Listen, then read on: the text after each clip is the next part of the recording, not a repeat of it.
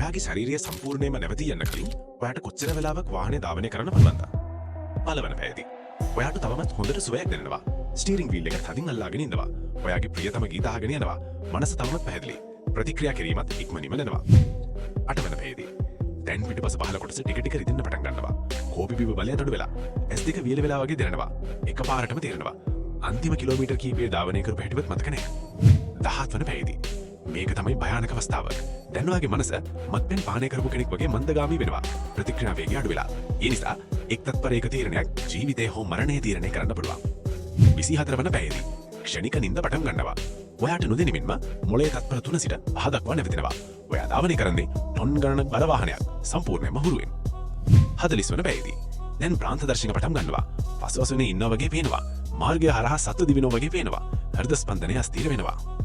62 වන පැයදී. සම්පූර්ණ ශරීර පද්ධතියම අසාර්ථක වෙනවා. හෘද ස්පන්දනය අස්ථිරයි. මනස ක්‍රියා කිරීම කියමාත් නැවතෙනවා.